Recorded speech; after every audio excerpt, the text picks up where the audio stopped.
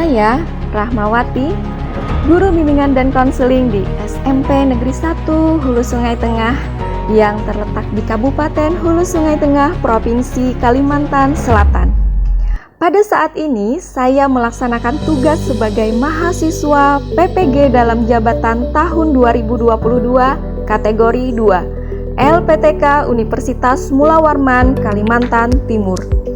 Selama kegiatan PPG, banyak hal yang sudah saya dapatkan, terutama perbaikan dalam pemberian layanan bimbingan klasikal terhadap siswa-siswa saya.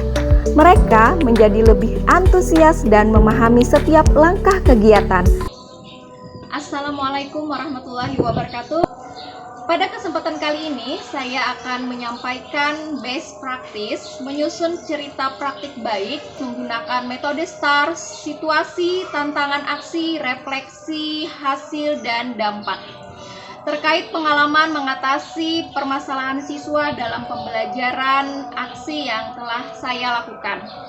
Lokasi kegiatan layanan ada di SMP Negeri 1 Hulu Sungai Tengah, di bawah lingkup pendidikan Dinas Pendidikan Dasar dan Menengah Pemerintah Kabupaten Hulu Sungai Tengah. Tujuan yang ingin dicapai, peserta didik mampu memahami dan mengembangkan faktor-faktor yang mempengaruhi hasil belajar serta dapat belajar secara efektif dan efisien. Penulis, saya sendiri Rahmawati SPD, tanggal pelaksana aksi yaitu pada tanggal 1 Desember tahun 2022. Yang melatar belakangi saya melaksanakan aksi ini adalah dengan pertama kali melaksanakan kegiatan identifikasi masalah, kemudian menganalisis permasalahan tersebut yaitu di kelas 7B di SMP Negeri 1 Hulu Sungai Tengah. Adapun permasalahan yang saya temukan itu adalah tentang cara belajar yang efektif dan efisien yang masih belum ada di diri siswa, sehingga tidak ada wawasan dari siswa tentang bagaimana mengelola waktu belajar yang baik. Kemudian siswa tersebut juga belum mengetahui pentingnya mengatur jadwal belajar agar bisa maksimal. Contohnya seperti tidak adanya tadi kegiatan belajar di rumah, tugas-tugas juga sering terlambat untuk dikumpulkan. Pentingnya praktek baik ini kenapa harus dibagikan? Mengingat banyaknya temuan permasalahan yang dialami oleh siswa di kelas seperti hasil belajar yang belum maksimal, kemudian tugas yang juga telat dikumpul kepada guru mata pelajaran, ketidakaktifan siswa ketika di kelas, dan ini juga dialami mungkin oleh rekan-rekan guru-guru yang lain, sehingga selain untuk bermanfaat bagi siswa yang mengalami permasalahan yang sama, juga menjadi referensi mungkin untuk guru-guru lain menerapkan kegiatan layanan yang seperti saya lakukan. Kemudian peran dan tanggung jawab penulis dalam kegiatan ini adalah melakukan identifikasi masalah sebelum melakukan kegiatan layanan bimbingan klasikal dengan metode problem based learning. Kemudian mengeksplorasi penyebab masalah serta mencari alternatif solusi dan sebagai upaya untuk menyelesaikan permasalahan yang dialami oleh peserta didik.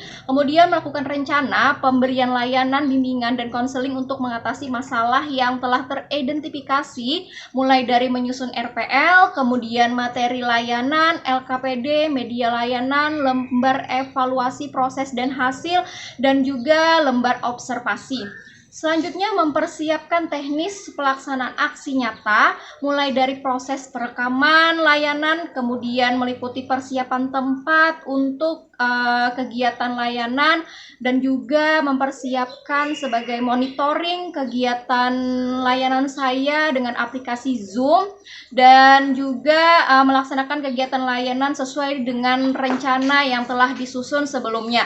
melakukan evaluasi dan juga refleksi proses layanan bimbingan klasikal yang sudah dilakukan sebagai bentuk perbaikan dari pemberian layanan bimbingan klasikal selanjutnya. Kemudian setelah itu melakukan proses pengeditan dan mengunggah ke LMS. Tantangan untuk mencapai tujuan adalah sebagai berikut. Yang pertama, menyiapkan perangkat layanan. Di dalam hal ini, tantangan yang terjadi adalah guru harus bisa membuat perangkat pembelajaran layanan berupa RPL. Sesuai dengan metode problem based learning yang ditunjang dengan pelengkap seperti LKPD, bahan ajar, dan evaluasi proses dan hasil.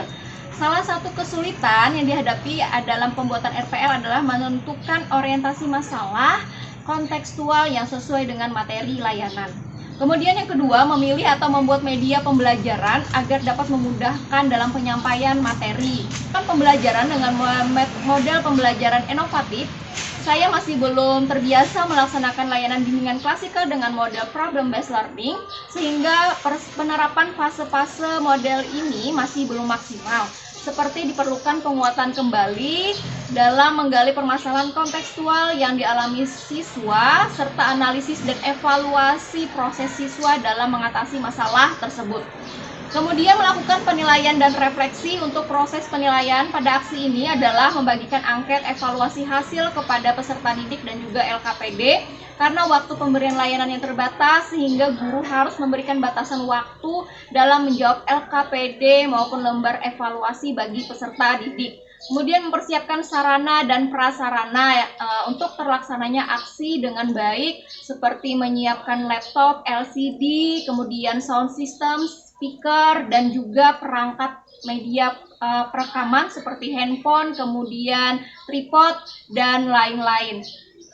Yang terakhir, kesiapan dan kerjasama yang baik dari peserta didik juga diperlukan. Kedua hal ini merupakan tantangan tersendiri dalam pelaksanaan. Dan pada praktek baik ini, yang terlibat adalah sebagai berikut. Yang pertama adalah penulis, berperan sebagai guru yang merancang dan melaksanakan pembelajaran untuk mengatasi permasalahan yang telah teridentifikasi. Kemudian peserta didik kelas 7B yang berperan sebagai subjek dari pemberian layanan yang berperan aktif dalam proses layanan bimbingan klasikal di kelas. Yang ketiga, orang tua dari peserta didik yang berperan memberikan dukungan dalam belajar dan juga memfasilitasi kelengkapan untuk belajar.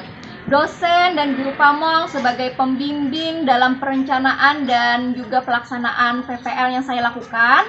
Kemudian kepala sekolah sebagai pemangku kebijakan di sekolah yang memberikan dukungan dan dalam mencapai tujuan dan memberikan izin untuk pelaksanaan PPL di sekolah. Terus rekan sejawat yang berperan sebagai tempat berdiskusi dalam pelaksanaan PPL dan juga mengidentifikasi permasalahan yang sudah dilaksanakan. Operator Gimit berperan sebagai mengatur link dan menerima izin untuk dosen dan guru pembimbing untuk bergabung ke dalam pertemuan. Juga kameramen berperan sebagai perekam video layanan bimbingan klasikal di kelas selama layanan berlangsung.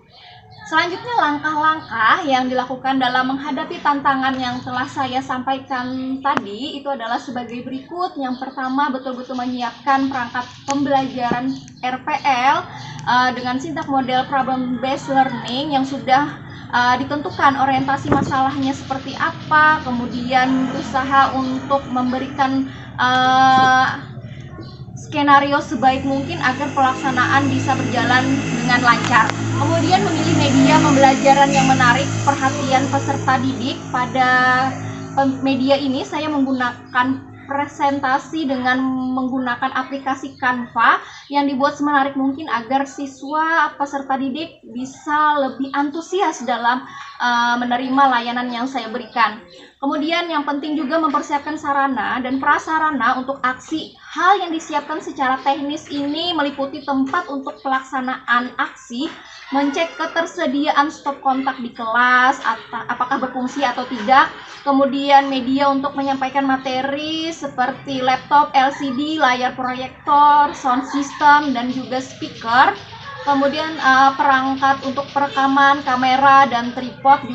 Selanjutnya, mempersiapkan peserta didik untuk mengikuti layanan bimbingan klasikal. Pada langkah ini, guru harus mengkoordinasikan dengan peserta didik, membuat kesepakatan kepada peserta didik agar bisa bekerja sama dalam pelaksanaan layanan nanti, bisa tertib dan juga mengikuti setiap langkah kegiatan. Melaksanakan layanan bimbingan klasikal dengan model problem-based learning sesuai dengan rencana layanan yang telah disusun, kemudian melakukan penilaian dan refleksi. Untuk kegiatan penilaian dilaksanakan dengan membagikan lembar observasi proses dan juga hasil kepada peserta didik. Strategi yang digunakan, guru menggunakan layanan bimbingan klasikal dengan model problem-based learning itu ada prosesnya. Yang pertama dari aksi ini adalah kegiatan pendahuluan. Pada tahap ini kegiatan dimulai dengan memberi salam, kemudian menanyakan kabar kepada peserta didik, mencek kehadiran peserta didik, berdoa, dan melakukan apersepsi dengan menampilkan tayangan video, kemudian melaksanakan tanya jawab kepada siswa, dan penyampaian tujuan pembelajaran dan langkah kegiatan, menyampaikan kontrak layanan. Setelah itu memasuki kegiatan inti, ada penyampaian materi, kemudian memberikan stimulus permasalahan kepada siswa, menggali permasalahan yang dihadapi siswa, dan melakukan pembagian kelompok serta pelaksanaan diskusi kelompok untuk memecahkan permasalahan yang telah disajikan. Kemudian siswa peserta didik mempresentasikan hasil diskusinya. Setelah itu memberikan kesimpulan dari kegiatan. Dan terakhir adalah kegiatan penutup, yaitu peserta didik dan guru melakukan refleksi kegiatan. Selanjutnya memberikan motivasi kepada siswa dan juga menutup dengan salam dan berdoa. Berdasarkan hasil wawancara dengan teman sejawat, penyampaian layanan yang diberikan juga sudah baik, terlihat semangat dan bagus dalam penyampaian materi sehingga siswa juga lebih terlihat antusias. Berdasarkan hasil wawancara dengan kepala sekolah yang dilakukan oleh guru BK itu sudah memberikan layanan yang bagus, sudah terlihat antusias dari siswanya, dan juga semangat belajar siswa itu sudah muncul. Faktor yang paling menentukan keberhasilan dari layanan bimbingan klasikal dengan model problem-based learning ini adalah proses persiapan yang matang. Proses persiapan ini meliputi persiapan perangkat layanan, sarana prasarana yang digunakan. Implementasi aksi dapat terwujud dengan baik tentu saja tidak lepas dari dukungan dan kerjasama semua pihak seperti dosen dan guru pembimbing, pihak sekolah, kemudian kepala sekolah dan dewan guru, tim operator, dan juga kameramen. Peserta didik, nah ini juga sangat berperan penting sebagai subjek pembelajaran, menjadi faktor yang mempengaruhi keberhasilan aksi ini. Keterlibatan aktif peserta didik dalam kegiatan layanan bimbingan klasikal merupakan salah satu indikator keberhasilan pemberian layanan bimbingan klasikal. Pembelajaran dari keseluruhan proses berdasarkan pelaksanaan seluruh aksi penggunaan layanan bimbingan klasikal, model problem-based learning ini memiliki pengaruh yang baik untuk kegiatan layanan. Hal itu terlihat dengan peserta didik lebih antusias selama kegiatan pemberian layanan, kemudian motivasi belajar mereka semakin meningkat, dan mereka dalam penggunaan teknologi pun menjadi semakin baik. Oleh karena itu, sebagai seorang guru BK tentu kita harus selalu berinovasi di dalam kegiatan layanan agar selalu memberikan pengalaman belajar yang terbaik bagi anak didik kita. Demikian hasil best practice yang sudah saya laksanakan berdasarkan aksi nyata keempat saya. Semoga mendapatkan hasil terbaik dan menginspirasi bagi semua. Terima kasih. Akhir kata, wassalamualaikum warahmatullahi wabarakatuh. Assalamualaikum warahmatullahi wabarakatuh. Perkenalkan, nama saya Nurrahma dari kelas 7B. Pada kesempatan kali ini saya ingin menyampaikan kesan saya selama pemberian layanan bimbingan klasikal yang Ibu Rahmawati berikan tentang materi cara belajar efisien dan efektif. Membuat saya menjadi lebih paham bagaimana cara belajar yang sesuai dengan saya. Saya menjadi mengetahui faktor penyebab hasil belajar saya selama ini kurang maksimal karena apa? Dengan akhirnya saya juga dapat menemukan strategi belajar yang tepat seperti membuat jadwal belajar di rumah. Saya sangat senang sekali dan antusias selama kegiatan layanan. Terima kasih Bu Rahma. Assalamualaikum warahmatullahi wabarakatuh. Perkenalkan, saya orang tua dari Nur Hafijah kelas 7B. Pada kesempatan ini saya menyampaikan kesan saya sebagai orang tua siswa. Layanan bimbingan konseling yang Ibu Rahma berikan sangat bermanfaat. Terlihat dari anak kami di rumah menjadi lebih semangat belajar untuk persiapan penilaian akhir semester. Belajarnya pun sesuai dengan jadwal yang sudah dibuat. Kami berterima kasih kepada pihak sekolah yang telah memberikan bimbingan kepada anak kami. Semoga nilai rapor nanti bisa mendapat nilai terbaik. Bismillahirrahmanirrahim. Assalamualaikum warahmatullahi wabarakatuh. Saya teman sejawatnya Ibu Rahmawati SPD yang sudah melaksanakan layanan bimbingan klasikal pada siswa dengan materi cara belajar efektif dan efisien.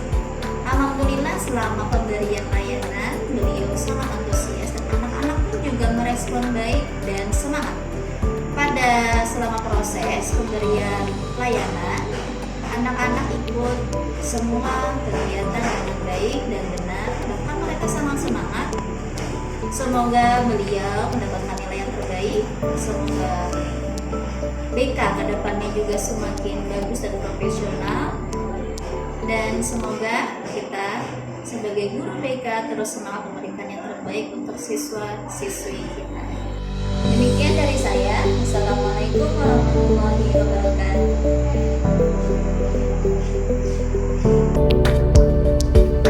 Bismillahirrahmanirrahim. Assalamualaikum warahmatullahi wabarakatuh.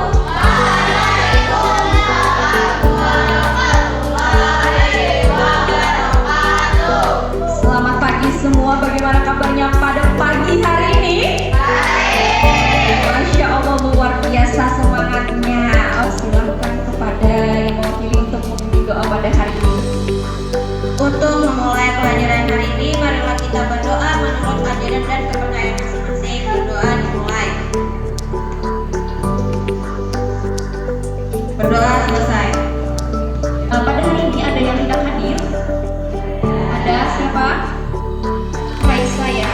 Bagaimana keterangannya? Sakit apa ini? Sakit ya. Oke, semoga Raisa cepat disembuhkan kembali. Ya, kita ada bernyanyi sedikit ya dan bertepuk tangan. Jadi tepuk tangannya yang meriah ya, yang semangat. Oke, kita mulai.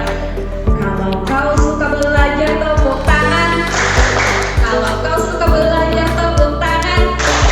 Kalau kau suka belajar dan memangnya begitu. Kalau kau suka belajar, tepuk tangan. Masya Allah, biasa kita tepuk tangan sekali lagi untuk semua. Oke, pada hari ini dulu ya. Nah, silakan disimak semua.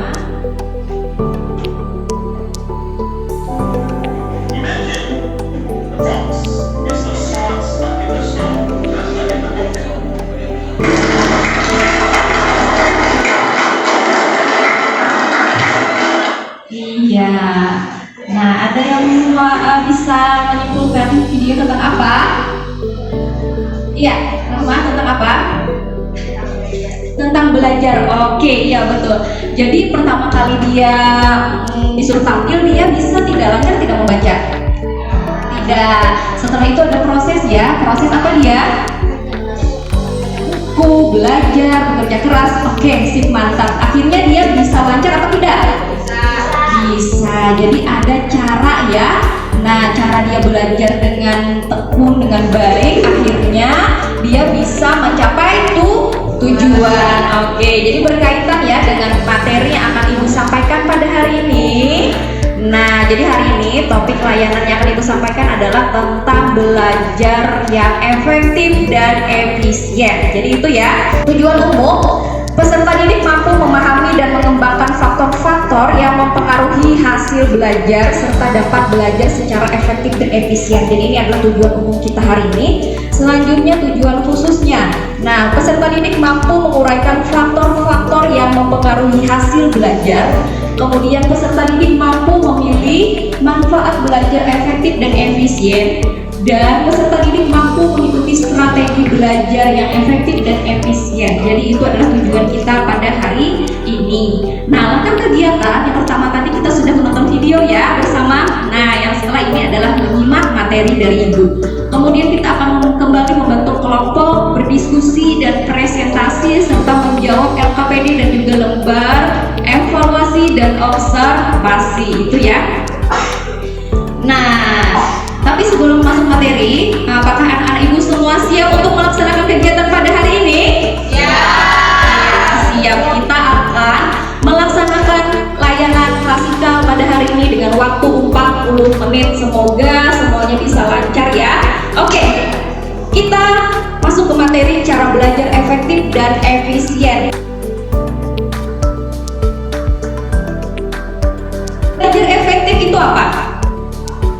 Cara belajar yang sesuai dengan kondisi personal pembelajar, baik dari segi metode, penggunaan tempat, kemudian penggunaan waktu.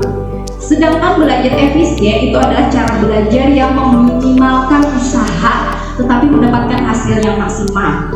Jadi efektif itu belajarnya sesuai dengan kondisi kalian masing-masing, yang kalian sukai, bagaimana situasi tempatnya, kemudian bagaimana metode pembelajarannya, kemudian waktunya seperti apa yang sesuai dengan kondisi yang kalian sukai atau dalam kondisi ternyaman bagi kalian. Jadi faktor yang mempengaruhi hasil belajar itu ada dari fisik, jasmani, dari keadaan kalian. Misal sakit kepala, sakit perut, dan sakit yang lain itu mempengaruhi kondisi kita belajar ya. Kemudian yang kedua psikis dan kejiwaan. Nah, jadi jangan dianggap remeh dalam keadaan stres, dalam keadaan sedih, dalam keadaan misalnya ada masalah juga mempengaruhi hasil belajar.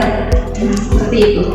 Ya, ada yang pernah nih mengalami gangguan belajar yang aktivitas fisik, psikisnya, kemudian akhirnya hasil belajarnya juga tidak maksimal. Apakah pernah?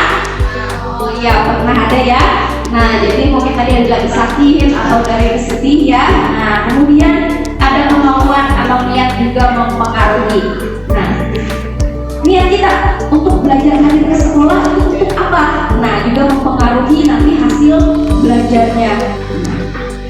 Terakhir ada motivasi, ini yang menurut Ibu sangat juga penting. Motivasi seperti yang pernah kita bahas pekan kemarin ya kan? Jadi semangat belajarnya seperti apa harus dikembangkan, harus tetap ditumbuhkan. Itu faktor yang mempengaruhi hasil belajar dari internal dan dalam diri kita. Ini ada yang dari eksternal. Nah, jadi ada yang mempengaruhi hasil belajar kita itu dari sarana dan prasarana. Bisa dari apa? Buku paket atau buku catatan, kemudian ada fasilitas sekolah. Nah, ini ada manfaat belajar efektif. Nah, jadi kita harus mengetahui manfaatnya ya, kenapa harus belajar secara efektif dan efisien. Yang pertama itu mendapatkan kepandaian pastinya ya, kemudian mendorong memahami sebuah materi ketika kita bisa belajar secara efektif tadi. Disiplin. Nah, ada kunci disiplin di sini karena ada hubungannya dengan kita bisa mengatur waktu kita belajar baik di sekolah maupun di rumah. Yang pertama, jadi strateginya agar kita bisa belajar efektif dan efisien itu menyiapkan buku pelajaran. Pastinya ya, setiap pagi menyiapkan buku pelajaran. Iya. Terus mulailah pelajari buku paket untuk jam pertama. Nah, apakah pernah dilaksanakan ini? Pernah ya, mantap. Kemudian membaca buku 30 menit. Ada yang rutin? Pernah? Iqbal? Iya, Iqbal pernah. Yang lain pernah? Pernah. Ada juga yang tidak. Oke. Selanjutnya pahami setiap area materi yang dipelajari. Mencatat hal penting. Mencatat hal penting ini juga diperlukan. Jadi tidak hanya mendengarkan penjelasan guru, tapi juga poin-poin pentingnya perlu dicatat. Melatih menyampaikan materi yang dipelajari. Nah, itu tadi penjelasan materi dari Ibu. Kenapa jadi Ibu memberikan materi strategi belajarnya efektif dan efisien ini? Nah, karena memang sering ditemui permasalahan yang secara umum kita hadapi, ya kan?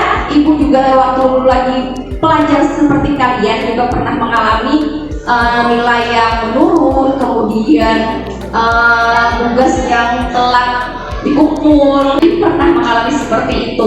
Apakah anak ibu juga pernah mengalami permasalahan-permasalahan seperti itu? Pernah ya. Nah, jadi ada mungkin beberapa mata pelajaran yang sulit yang akhirnya berpengaruh ke hasil belajar. Jadi kita perlu tahu nih bagaimana strategi belajar efektif dan efisien supaya kita bisa mencapai hasil belajar yang maksimal. Jadi, ibu mau tanya, apakah anak ibu di kelas ini pernah mengalami permasalahan seperti ibu ceritakan? Silahkan diungkapkan. Kita akan carikan penyebab dan juga solusinya seperti apa. Silahkan, ada yang mau tangan yang mau bercerita boleh? Iya, Desi, silahkan Desi. Boleh ceritakan Desi, apa? Des. Saya pernah mengalami masalah tentang belajar. Ada mata pelajaran yang tidak saya kuasai. Nilai ulangan saya juga rendah, Bu. Oke, jadi ada mata pelajaran yang tidak dikuasai, nilainya juga rendah. Nah, jadi ini mungkin perwakilan ya dari Desi yang mungkin pernah mengalami seperti itu. Oke, aku tanya, ketika di pembelajaran tersebut, apakah Desi ini memperhatikan penjelasan guru dengan baik? Saya memperhatikan pelajaran guru. Oke, jadi tidak masalah ya. Nah, tapi ketika di kegiatan pembelajaran itu, apakah Desi mencatat hal-hal penting nih ketika yang disampaikan guru? Iya, Bu, untuk mencatat hal penting belum saya lakukan. Oh ya, berarti si Desi bisa kita simpulkan belum pernah melakukan mencatat ya hal-hal penting dari penjelasan guru. Oke, nah ketika di rumah bagaimana aktivitas Desi? Ibu mau tanya. Di rumah saya tidak punya jadwal belajar. Untuk belajar biasanya kalau ada tugas. Terus aktivitasnya ngapain nih? Aktivitas yang sering saya lakukan di rumah bermain HP, Bu. Oh, main HP. Oke, mungkin karena apa ya? Pernah nih yang lain pernah gak seperti itu? Main HP juga? Iya, pernah ya main handphone. Buka TikTok, buka YouTube. Nanti mau belajar, akhirnya waktunya kelewatan, akhirnya tidak belajar. Oke. Nah, tadi kita temukan ya faktor penyebabnya apa kira-kira Desi mencatat ya? Tidak mencatat. Nah, itu berarti nanti coba ketika guru menjelaskan apakah bisa Desi mencatat hal yang penting. Bersedia untuk seperti itu? Bisa. Iya. Terus aktivitas di rumah tadi seperti apa? Main HP. Iya. Terus apa yang harus Desi lakukan? Mengurangi ya. Nah, kemudian selain mengurangi, berarti aktivitas yang positif yang harus dilakukan Desi apa? Belajar dengan giat. Iya, belajar dan dengan giat. Tapi harus punya apa? Sebelum belajar berarti harus punya jadwal. Nah, jadi catatannya Desi selain mencatat hal penting juga harus punya jadwal belajar di rumah berarti ya. Dan berarti aktivitas handphonenya apa? Dikurangi. Oke, silahkan. Nanti kalian ini sudah berkelompok ya. Kelompok pertama ibu sebutkan ya, M. Arif, kemudian M. Iqbal, kemudian Nazila Ashifa. Kalian silahkan berdiskusi dengan kelompoknya masing-masing. Ibu perhatikan. Ya, kelompok pertama kelompok tidak ada yang Satu, tuliskan masalah belajar yang pernah kalian alami. Satu, tidak fokus, tidak dapat memahami materi, malas, tidak suka cara mengajar guru. Atur jadwal belajar, memahami, bukan menghafal, catat hal yang penting, dan buat suasana belajar yang nyaman. Iya, luar biasa ya hasil diskusinya dari kelompok satu. Berikan tepuk tangan yang meriah. Ya, ada yang bisa memberikan kesimpulan nih. Kegiatan kita materinya hari ini tentang apa? Dipersilahkan siapa? Oh iya, Rama. Silakan. Yang dapat saya simpulkan, kami dapat mengetahui tentang cara belajar efektif dan efisien, mengetahui manfaat dan strategi belajar efektif dan efisien. Itu kita dapat menemukan cara belajar yang sesuai dengan diri kita. Ini kembali kita akan menjawab soal LKPD. Tugas kalian untuk lembar observasi dan evaluasinya juga ibu minta tolong untuk dibagikan ke teman-temannya.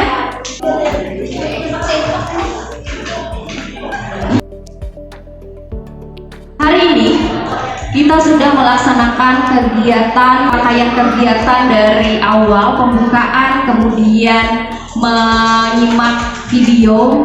Setelah itu penjelasan materi. Ibu akan menutup kegiatan hari ini. Terima kasih banyak atas kerjasamanya, kalian luar biasa. Kita tutup bersama dengan membaca hamdalah. Alhamdulillah. Iya. Assalamualaikum.